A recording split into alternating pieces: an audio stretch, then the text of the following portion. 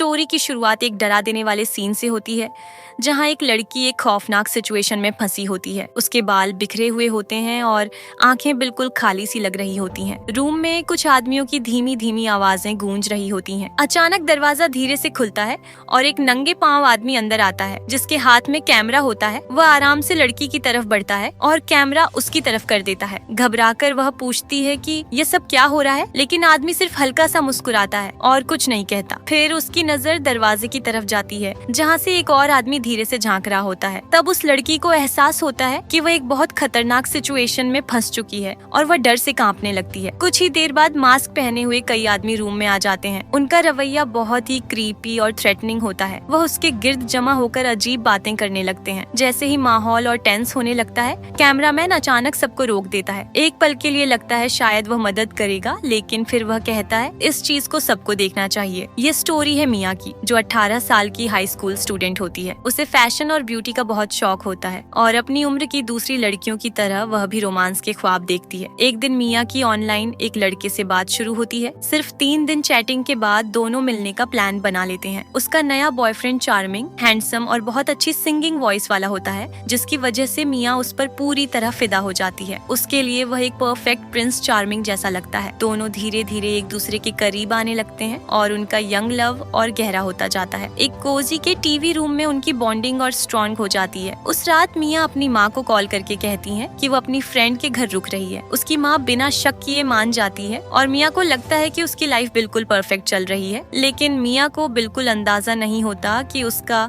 यह so called Prince charming असल में उसके लिए एक डेंजरस ट्रैप तैयार कर रहा है। कुछ देर बाद उसका बॉयफ्रेंड उसे एक ड्रिंक देता है और कहता है कि इससे वह फ्रेश फील करेगी। मिया उस पर पूरा ट्रस्ट करती थी, इसलिए बिना सोचे समझे वह ड्रिंक पी लेती है। जब मिया की आंख खुलती है तो वह खुद को एक अनजान जगह पर पाती है। अंधेरे से मास्क पहने हुए कई आदमी बाहर निकलते हैं। उस खौफनाक लम्हे में मिया को समझ आता है कि उसका पहला प्यार असल में एक डेंजरस इंसान था, लेकिन तब तक बहुत देर हो चुकी होती है। बाद में वह आदमी मिया को एक शॉकिंग क्लिप भेजता है। स्क्रीन देखकर उसका दिल टूट जाता है और वह गहरे इमोशनल ट्रॉमा में चली जाती है। उसकी पूरी दुनिया एक नाइटमेयर बन जाती है और वह किसी पर भी ट्रस्ट नहीं कर पाती। तकलीफ के बावजूद मिया किसी को कुछ बताने की हिम्मत नहीं कर पाती। एक दिन उसकी माँ रूम का दरवाजा खोलती है और उसे बेड पर लेटा हुआ देखकर समझती है कि वह सो रही है। वह चुपचाप दरवाजा बंद करके चली जाती है बिना सच जाने। लेकिन मिया जाग रही होती है और उसकी आंखों से आंसू बह रहे होते हैं। वह रात उसकी जिंदगी का टर्निंग पॉइंट बन जाती है। वह अपनी माँ से कहती है कि वह कहीं और शिफ्ट हो जाए। उसकी माँ हैरान होकर वजह पूछती है, लेकिन मिया नजरें चुरा लेती हैं और कोई जवाब नहीं देती। शक बढ़ने पर उसकी माँ सख्त लहजे में पूछती है कि वह आजकल इतनी देर से घर क्यों आ रही है। अपने ट्रॉमा के बोझ तले दबी हुई मिया पहली बार अपनी माँ पर चिल्लाती है। उसका दर्द और गुस्सा दोनों हद से ज्यादा होता है। जब उसकी माँ और सवाल करती है तो मिया बिना कुछ कहे वहाँ से चली जाती है। उस शाम स्कूल से घर लौटते वक्त मिया को महसूस होता है कि कोई उसका पीछा कर रहा है। जैसे ही वह एक सुनसान कोने तक पहुँचती है, उसका एक्स बॉयफ्रेंड अचानक उसके सामने आ जाता है और उसका रास्ता रोक लेता है। डर के मारे मिया धीरे धीरे पीछे हटने लगती है, लेकिन वह उसके और करीब आता जाता है। खौफ से कांपती हुई मिया जमीन पर गिर जाती है और रोते हुए उससे छोड़ देने की भीख मांगती है। वह वादा करती है कि जो कुछ हुआ वह किसी को नहीं बताएगी, लेकिन रहम दिखाने के बजाय वह और ज्यादा थ्रेटनिंग हो जाता है। मिया मदद के लिए इधर उधर देखती है। तभी अंधेरे से कई आदमी बाहर निकल आते हैं। मिया का डर अपनी इंतहा तक पहुंच गया और वह जोर जोर से चीखने लगी, लेकिन उसका एक्स बॉयफ्रेंड बिल्कुल ठंडे लहजे में उसी को ब्लेम करने लगा। फिर उसने एक बोतल निकाली जिसमें कोई लिक्विड भरा हुआ था। वह उसे धीरे धीरे हिलाता है और कैप खोल देता है। बोतल मिया की तरफ बढ़ाते हुए वह कहता है कि इसे पी लो। फिर वह उसके करीब बैठकर धमकी भरी आवाज में बोलता है, अगर तुमने मेरी बात नहीं मानी तो मैं वह वीडियो ऑनलाइन शेयर कर दूंगा। यह सुनकर मिया बिल्कुल जम सी जाती है।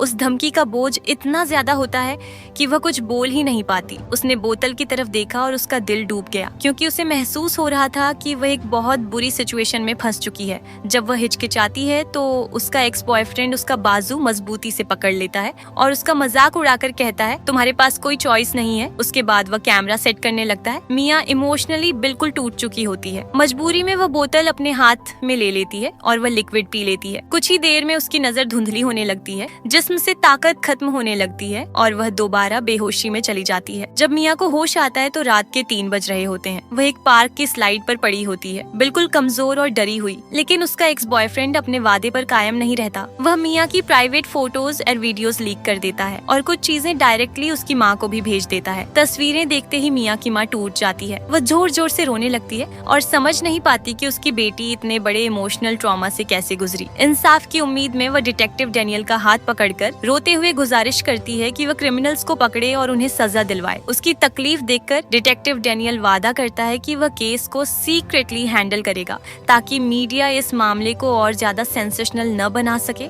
ज्यादा वक्त नहीं गुजरता कि तमाम क्रिमिनल्स पकड़े जाते हैं, लेकिन फिर भी यह स्टोरी मीडिया तक पहुंच जाती है और अनएथिकल रिपोर्टर्स पुलिस स्टेशन के बाहर मिया को घेर लेते हैं। क्राइम की शॉकिंग नेचर की वजह से यह खबर हेडलाइंस बन जाती है और मिया का इमोशनल प्रेशर और बढ़ जाता है। खुद को बिल्कुल लॉस्ट और कमजोर महसूस करते हुए मिया अपनी माँ का सहारा लेती है, जो हर वक्त उसके साथ खड़ी रहती है और उसे तसल्ली देती है। जैसे जैसे मीडिया का प्रेशर बढ़ता गया, मिया और उसकी माँ ने शहर छोड़ने का फैसला कर लिया। वह एक नई और पुरसुकून जगह पर नई जिंदगी शुरू करना चाहती थी ताकि पुरानी यादों से दूर जा सके। 10 साल गुजर चुके थे, लेकिन मिया आज भी उस रात को याद करके कांप उठती थी। अपनी पुरानी जिंदगी से दूर जाने के लिए उसने अपना नाम बदलकर सोफिया रख लिया और एक मैथ टीचर की नई जिंदगी शुरू कर दी। उसकी जिंदगी में दोबारा प्यार भी आ गया था और अब वह शादी करने वाली थी। उसे लगने लगा था कि शायद अब वह फाइनली एक नॉर्मल लाइफ जी सकेगी, लेकिन किस्मत को कुछ और मंजूर था। एक रात सोफिया रेस्टरूम में बैठी हुई थी और उसके चेहरे पर टेंशन साफ नजर आ रही थी। वह चुपके से अपनी प्राइवेट फोटोज एक दूसरे आदमी को भेज रही थी, अपने फियांसे से यह बात छुपाते हुए। एक रात काम खत्म करने के बाद सोफिया ऑफिस वापस आई। उसने स्टूडेंट्स की दी हुई कॉफी का एक सिप लिया,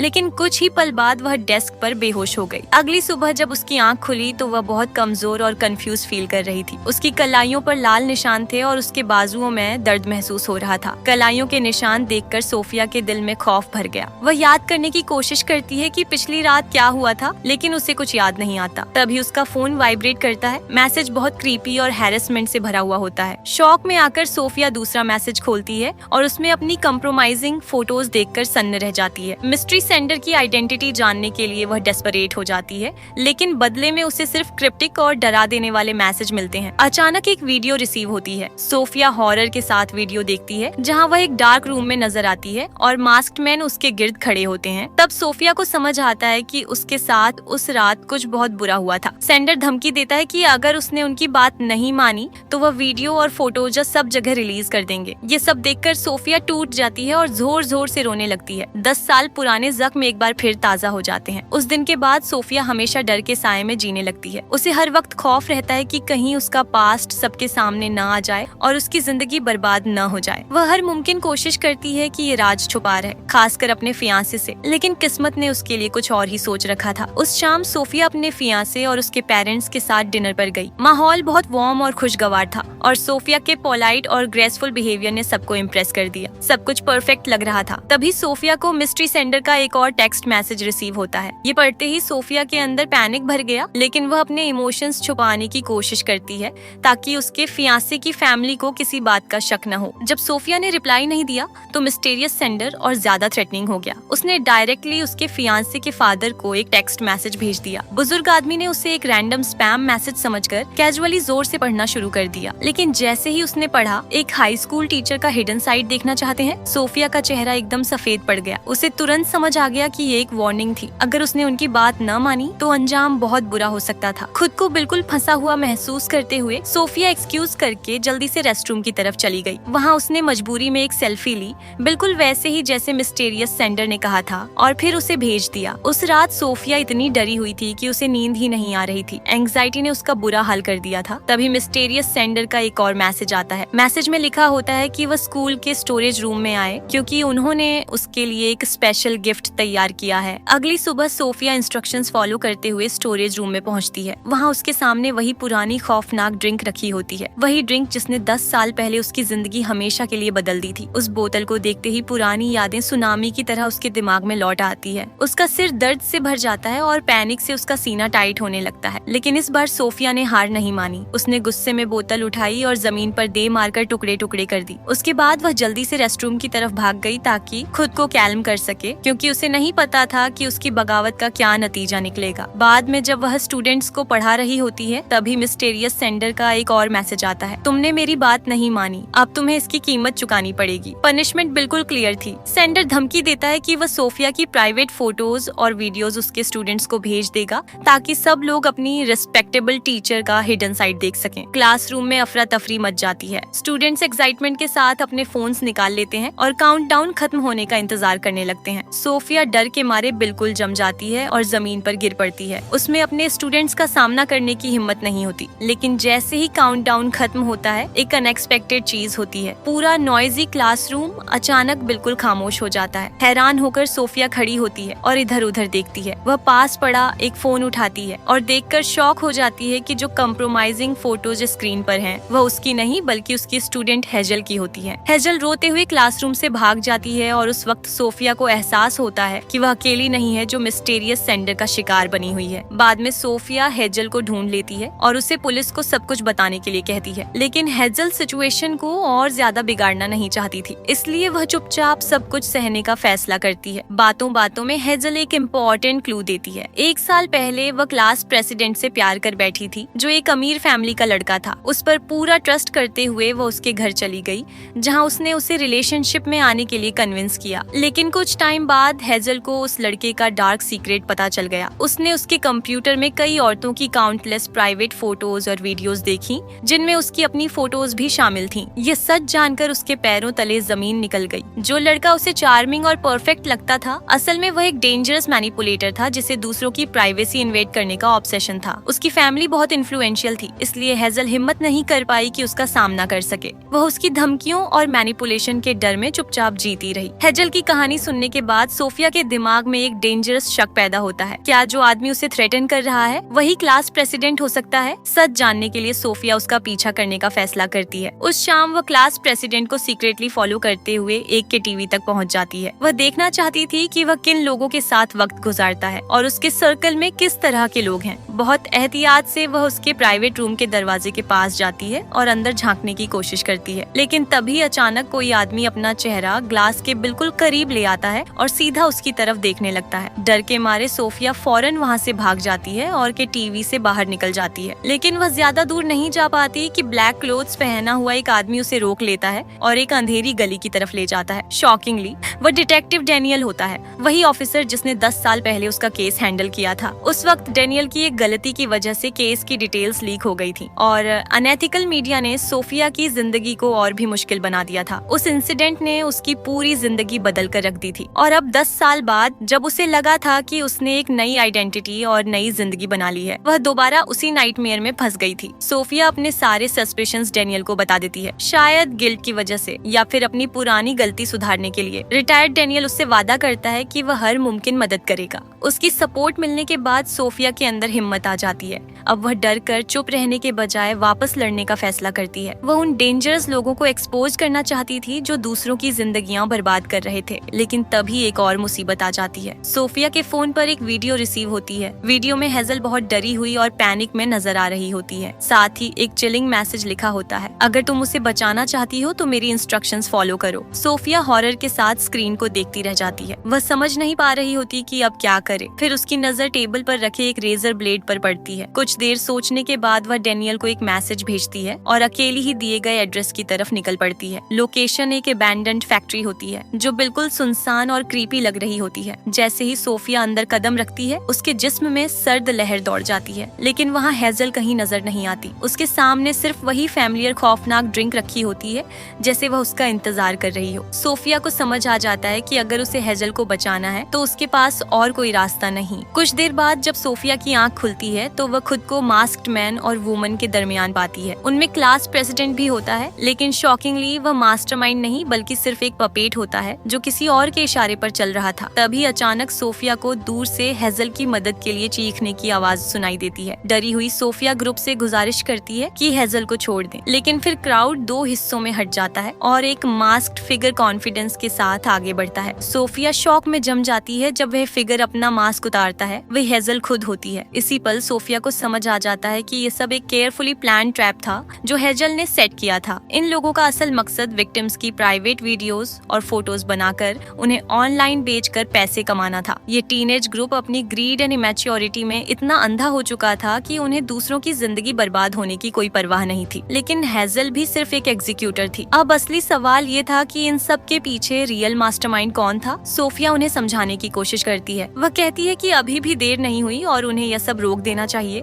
लेकिन उसकी बात सुनने के बजाय ग्रुप अपने फोन पर्स निकाल लेता है और सोफिया को पब्लिकली एम्बेरस करने की तैयारी करने लगता है। तभी उस क्रिटिकल मोमेंट पर डेनियल वहाँ आ पहुँचता है। एक हीरो की तरह वो अंदर घुसता है और ग्रुप को रोकने की कोशिश करता है, लेकिन टीनेजर्स मिलकर उसे ओवरपावर कर देते हैं और उसे घुटनों पर बिठाकर मजाक उड़ाने लगते हैं। लेकिन डेनियल पहले से तैयार आया होता है। फैक्ट्री आने से पहले ही उसने पुलिस को इन्फॉर्म कर दिया था। जैसे ही पुलिस सायरन्स की आवाज करीब आती है, तमाम टीनेजर्स पैनिक में भाग जाते हैं। उधर सोफिया वह रेजर ब्लेड निकालती है जो उसने पहले छुपाया था और उसकी मदद से अपनी रस्सी काटकर खुद को आजाद कर लेती है। उसके बाद वह हेजल का पीछा करती है, उसे पकड़कर जमीन पर गिरा देती है और गुस्से में उसे जोर जोर से डांटने लगती है। सोफिया की स्ट्रॉन्ग डिटर्मिनेशन के सामने हेजल हार मान लेती है और बाकी ग्रुप भी पुलिस के हाथ लग जाता है, लेकिन असली मास्टरमाइंड अभी भी उनमें शामिल नहीं होता। तभी हेजल के फोन पर एक मैसेज आता है, वह मिस्टीरियस सेंडर का होता है। पुलिस मैसेज की लोकेशन डेटा ट्रैक करती है और एक घर तक पहुंच जाती है। सोफिया और डेनियल उस घर में एहतियात से एंटर करते हैं। अंदर उन्हें एक डरा हुआ छोटा लड़का मिलता है जो बुरी तरह कांप रहा होता है। सोफिया धीरे से उसके पास जाती है और उसे कैल्म करने की कोशिश करती है, लेकिन लड़का और ज्यादा घबरा जाता है और डर के मारे पीछे हटने लगता है। डेनियल की नजर रूम में घूमती है और एक वॉल पर लगे अवार्ड्स और कंप्यूटर स्क्रीन पर नजर आने वाली डिस्टर्बिंग इमेजेस पर जाकर रुक जाती है। तब उसे कुछ समझ आता है। वह फौरन अपना फोन निकालता है और मिस्टीरियस नंबर पर कॉल करता है। जैसे ही रिंगटोन रूम में गूंजने लगती है, सोफिया हैरानी से उस लड़के की तरफ देखती है। उसके हाथ में रखा फोन बज रहा होता है। सोफिया को यकीन ही नहीं होता कि जिस इंसान ने उसकी आधी जिंदगी बर्बाद कर दी वह सिर्फ एक बच्चा था। लड़का जोर जोर से रोने लगता है। वह गिल्ट की वजह से नहीं बल्कि डर की वजह से रो रहा होता है। उसने क्यूरियोसिटी और मजाक समझकर ये सब किया था,